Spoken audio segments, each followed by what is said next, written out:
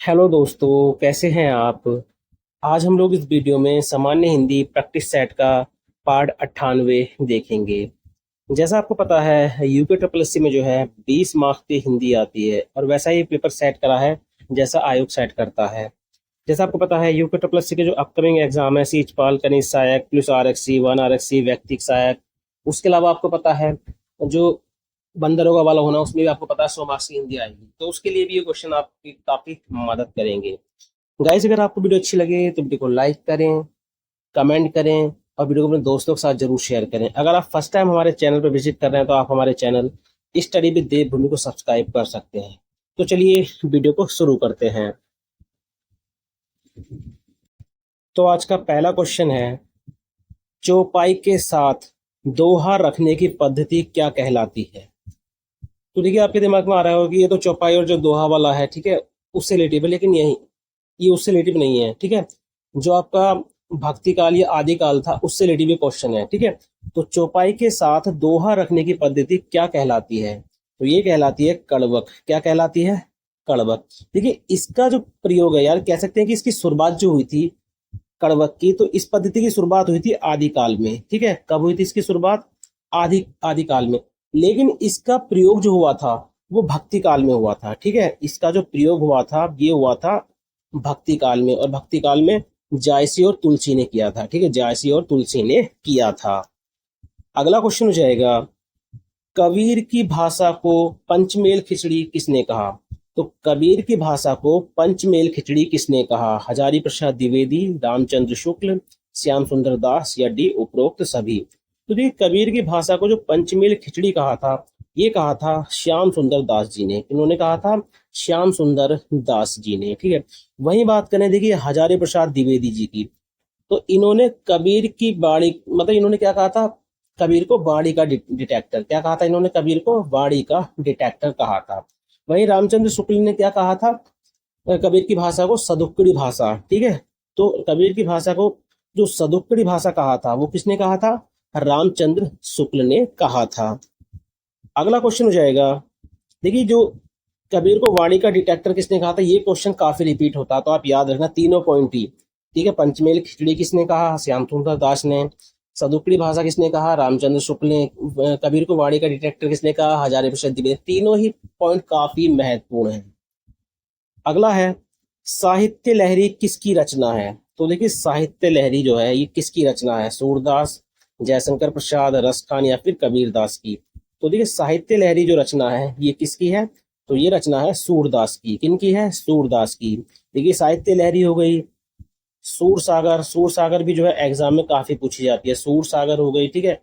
सूर सारावली, ठीक है, सूर सारावली, भ्रमर गीत, भ्रमर गीत, साहित्य लहरी, तो ये चारों जो एग्जाम में काफी पूछी जाती हैं। अगला क्वेश्चन है, सूर साहित्य किसकी रचना है। सूर साहित्य किसकी रचना है? हजारी प्रसाद द्विवेदी, मुक्तिबोध, रस खान या फिर सूरदास की। तो ये सूर साहित्य जो रचना है ये है हजारी प्रसाद द्विवेदी जी की। इनकी है हजारी प्रसाद द्विवेदी जी की। अगला क्वेश्चन हो जाएगा, सरोवर का संधि विच्छेद है। तो देखिए, हम जब सरोवर को तोड़ेंगे, ठीक है, या इसका संधि विच्छेद करेंगे तो किस कैसे टूटेगा? सर प्लस वर। तो ये हो जाएगा हमारा ऑप्शन सी, यानी ऑप्शन सी जो है हमारा राइट हो जाएगा। अगला क्वेश्चन हो जाएगा, नागरी लिपि सुधार समिति का गठन कब हुआ। तो नागरी लिपि सुधार समिति का गठन कब हुआ? 1926, 1929, 1935, 1936। तो नागरी लिपि सुधार समिति का जो गठन हुआ था गाइस, ये हुआ था 1935 में। कब हुआ था? 1935 में। अगला क्वेश्चन हो जाएगा, निम्नलिखित में से कौन सा युग्म गलत है, ठीक है। तो निम्नलिखित में से कौन सा युग्म गलत है। तो इस तरह के जब क्वेश्चन आ जाए तो आप एक एक करके देख लो, ठीक है, और एक एक करके आप जो है इसको देख लो, ठीक है। तो अब देखिए, इसमें सबसे पहले ऋषि, ठीक है, आपके गलत वाला बात कर रहा है, तो पहले ऋषि वाला देखो, क्या ऋषि मूर्धा का है? बिल्कुल सही है। वो ओष्ठ में आता है? बिल्कुल सही है। ई तालुक में आता है? बिल्कुल सही है। ये वाला आ जो कंठ आता है, देखिए ये वाला जो आ होता है ये कंठ में नहीं आता है, ठीक है। ये क्या होता है? तो देखिए, ये जो होता है ये क्या होता है गाइस? नासिक्य। क्या होता है ये? नासिक्य। और ये वाला जो होता है, ठीक है, विसर्ग, एक इसमें विसर्ग होता है, ठीक है, अनुसर्ग होता है। तो आपको दोनों ही याद रखने हैं, ठीक है, क्योंकि यहाँ से जो है एग्जाम में क्वेश्चन काफी बार पूछा गया है, ठीक है। तो आपको यहाँ से जो है इस तरह से, मतलब जितने भी क्वेश्चन आते हैं तो पहले आप उसमें सही वाले देख लो, ठीक है। क्या करना है आपने, पहले उसमें आपने देखना है कि उसमें सही वाले कौन से हैं, ठीक है। तो आपने पहले सही वाले जो है इसमें देखने हैं। तो अब देखिए, इसमें अनुसर्ग और विसर्ग करके ज्यादा क्वेश्चन करता है। तो ये जो होता है, ये जो होता है जिसके ऊपर एक बिंदी होता है, तो इसको बोलते हैं अनुस्वर, और जिसके पीछे दो बिंदी होते हैं उसको बोलते हैं विसर्ग, ठीक है। क्या बोलते हैं, विसर्ग। अगर आपने स्वर पढ़ रखे होंगे तो आपने देखा होगा कि, मैं आपको एक बार बता देता हूँ, जैसे मान के चलो, छोटा आ, बड़ा आ, छोटी ई, बड़ी ई, छोटा ऊ, बड़ा ऊ, री से ऋषि, ठीक है। ये मैं लिख देता हूँ आपको एक बार, और ये आपको पता है एग्जाम में काफी बार पूछे गए हैं, ठीक है। तो ये आपको याद रखने हैं। अब देखो, ये छोटा आ बड़ा आ क्या कहलाते हैं, कंठ। क्या कहलाते हैं, कंठ। अब लास्ट वाले को भी आप याद रखना, जो ये वाला है, ठीक है, विसर्ग वाला है, ये भी क्या कहलाता है, कंठ कहलाता है। छोटी ई बड़ी ई ये कहलाते हैं तालु। क्या कहलाते हैं, तालु। छोटा ऊ और बड़ा ऊ ये कहलाते हैं ओष्ठ। क्या कहलाते हैं, ओष्ठ। हरि से ऋषि ये कहलाता है मूर्धा। और ये चार जो होते हैं ये कहलाते हैं संयुक्त स्वर, जिसमें छोटा ए और बड़ा ए जो होता है ये, ठीक है, ऐनक वाला, ये कंठ प्लस तालु कहलाते हैं। और ओ, ठीक है, ओखले और औरत वाला जो होता है इसको बोलते हैं ओष्ठ कंठ। क्या बोलते हैं, ओष्ठ कंठ। और ये जो अनुस्वर वाला होता है इसको बोलते हैं नासिक्य। तो आपको इनका जो उच्चारण वाला स्थान है वो भी याद होना चाहिए। जैसे आप व्यंजन में याद रखते हैं ना कि व्यंजन में किसका उच्चारण क्या है, तो वैसे ही आपको स्वर का भी याद होना चाहिए। अगला क्वेश्चन हो जाएगा, शुद्ध वर्तनी का चयन कीजिए। तो शुद्ध वर्तनी का चयन कीजिए। तो देखिए, इसमें देख लो आप पहले कि शुद्ध वाला कौन सा है, ठीक है, शुद्ध वाला कौन सा है। अब देखिए, प्राय के इस तरह से लिखा जाता है। देखिए, प्राय इस तरह से नहीं लिखा जाता है। प्राय जो लिखा जाता है इसके पीछे विसर्ग, मतलब दो ये बिंदे आते हैं, ठीक है। दुख इस तरह से नहीं लिखा जाता है। दुख में जो है बीच में इस तरह से आता है, ये दुख होता है। लोहार के इस तरह से लिखा जाता है, नहीं, ये गलत है। लोहार में सिंगल मात्रा आती है, ठीक है, लोहार में जो है सिंगल मात्रा आती है। स्वास्थ्य है, तो इसमें स्वास्थ्य बिल्कुल सही लिखा हुआ है, ठीक है, इसमें स्वास्थ्य जो है बिल्कुल सही लिखा हुआ है। अगला क्वेश्चन है, निम्नलिखित में से सही युग्म का चयन कीजिए। तो निम्नलिखित में से सही युग्म का चयन कीजिए। तो मध्य स्वर में क्या ये बड़ा आता है, बड़ा आता नहीं, छोटा आ आता है। क्या आता है, छोटा आ। अर्ध संवृत में, अर्ध संवृत में देखिए ये नहीं आता है, ठीक है, छोटा ए और छोटा ओ आता है। अग्र स्वर में ई आता है, ठीक है, तो बिल्कुल सही है। अग्र स्वर में देखिए छोटी ई, बड़ी ई, छोटा ए और बड़ा ए ये आते हैं। व्रतमुखी में क्या बड़ा आ आता है, नहीं। देखिए, व्रतमुखी में कौन सा आता है, छोटा ऊ, बड़ा ऊ, छोटा ओ, बड़ा ओ, और ये जो अंग्रेज से हमारा आगत वाला आया, ठीक है, आगत वाला आया ये। तो ये जो पांचों होते हैं ये कहलाते हैं व्रतमुखी। अगला है, आठवीं अनुसूची में स्थान पाने वाली एकमात्र बोली है। तो देखिए, आठवीं अनुसूची में स्थान पाने वाली जो एकमात्र बोली है वो बोडो, डोगरी, सिंधी या मैथिली। तो गाइस ये है मैथिली, ठीक है।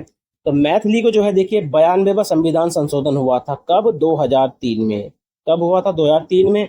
तो इसमें बोडो, डोगरी, मैथिली, संथाली को जोड़ा गया था।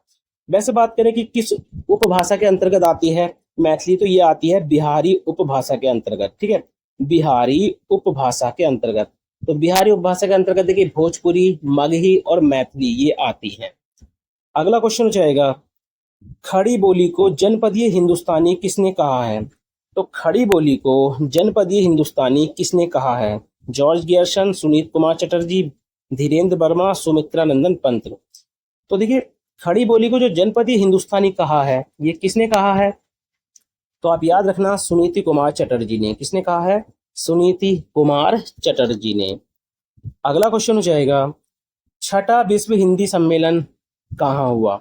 तो देखिए, छठा विश्व हिंदी सम्मेलन जो हुआ था गाइस, ये कहाँ हुआ था, लंदन में, ठीक है, लंदन ब्रिटेन में। कहाँ पर, लंदन ब्रिटेन में। और ये हुआ था 1999 में हुआ, ठीक है, 1999 में हुआ था।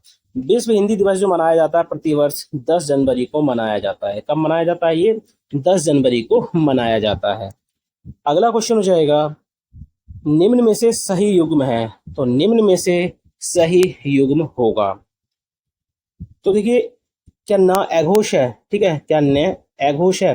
नहीं, ये क्या है? सघोष है। क्या है ये? सघोष है। क्या पा सघोष है? ठीक है, पा सघोष नहीं है, ये एघोष है। ठीक है, ये एघोष है। क्या डे एघोष होगा?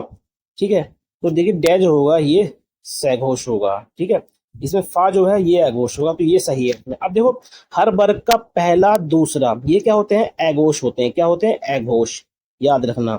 और तीसरा चौथा और पांचवा ये क्या होते हैं? ये कहलाते हैं सघोष। क्या कहलाते हैं? सघोष। अब जैसे देखो का खा, ठीक है, तो ये पहला दूसरा, तो ये क्या होगा? अघोष। ठीक है, इसके बाद ग घ द, ये क्या कहलाएंगे? सघोष। तो आपको एघोष, सघोष, अल्प प्राण, महाप्राण ये भी अच्छी तरह से याद होने चाहिए। अगला क्वेश्चन हो जाएगा, निम्न में से कौन सा गलत है? ठीक है, निम्न में से कौन सा गलत है? तो देखिए क्या संतुष्ट में सम आता है? ठीक है, यहाँ पे ये क्या दिखा रहा है? उपसर्ग की बात कर रहा है यहाँ पे। ठीक है, उपसर्ग, तो संतुष्ट बिल्कुल सही है। ठीक है, निवारण में नी आता है। ठीक है, निवारण में क्या नी आता है? तो बिल्कुल सही है। ठीक है, प्रत्येक में प्रति प्लस एक में टूटता है ना, तो बिल्कुल सही है। दुबला में दुब नहीं आता, याद रखना। दुबला में आएगा दू। क्या आएगा? दू।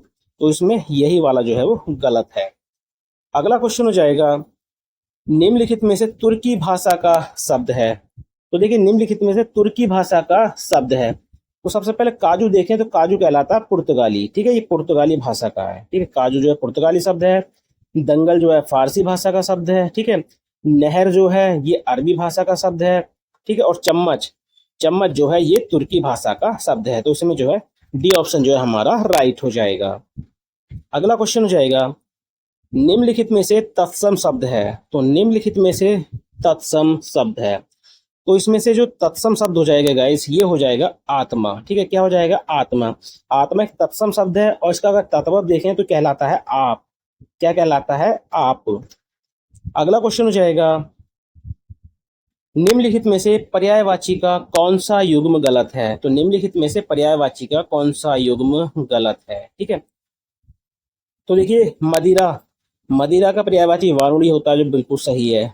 पवन का पर्यायवाची अनल होता है। देखिए पवन का पर्यायवाची अनल नहीं होता है। ठीक है, क्या होता है? अनिल होता है। क्या होता है? अनिल। अनल जो होता है, ठीक है, अनल जो होता है ये पर्यायवाची होता है अग्नि का। किसका पर्यायवाची होता है? अनल। तो अनल होता है अग्नि का। ठीक है, तोता का कील होता है। ठीक है, बिल्कुल सही है। पानी का मेघ पुष्प होता है, जो बिल्कुल सही है। अगला क्वेश्चन हो जाएगा, विलोम शब्द का कौन सा युग्म गलत है? ठीक है, तो विलोम शब्द का कौन सा युग्म गलत है? तो देखिए निर्दोष का सदोष होता है, बिल्कुल सही है। दाता का मतलब अदाता होगा नहीं, दाता का जो होता है गाइस ये होता है सूम। क्या होता है? सूम। तो इसमें जो है हमारा बी ऑप्शन गलत हो जाएगा। उत्कृष्ट का निकृष्ट होता है, अनुरक्ति का विरक्ति होता है। अगला क्वेश्चन है, प्रिय बोलो पर असत्य नहीं किस प्रकार का वाक्य है? तो प्रिय बोलो पर किसकी पहचान होती है? ये होती है संयुक्त वाक्य की। तो ये कैसा वाक्य हो जाएगा? संयुक्त वाक्य। अगला क्वेश्चन हो जाएगा, मुख आलोकित जग करे कहो चंद्र के ही काम में कौन सा अलंकार है? ठीक है, तो मुख आलोकित जग करे कहो चंद्र के ही काम में कौन सा अलंकार है? तो देखिए इसमें कौन सा अलंकार हो जाएगा? तो इसमें हो जाएगा प्रतीप अलंकार। प्रतीप अलंकार को याद रखना, ये बिल्कुल उपमा का उल्टा होता है। ठीक है, ये बिल्कुल उपमा का उल्टा होता है। तो गाइज ये थे आज के सामान्य हिंदी के 20 मोस्ट इंपोर्टेंट क्वेश्चन, जो आपको यूपी ट्रिपल एससी के जितने भी एग्जाम होने हैं उन सभी में ये क्वेश्चंस आपकी काफी मदद करेंगे। गाइज आपके देखिए 20 में से जितने भी मार्क्स आते हैं आप कमेंट के माध्यम से जरूर बताएं। अगर आपको वीडियो 1% भी अच्छी लगे, ठीक है, आप काफी टाइम से वीडियो देख रहे हैं, अगर वीडियो आपको अच्छी लगती है तो वीडियो को लाइक करें, कमेंट करें और वीडियो को अपने दोस्तों के साथ जरूर शेयर करें। तो चलिए मिलते हैं अपनी नेक्स्ट वीडियो में। Thank you for watching.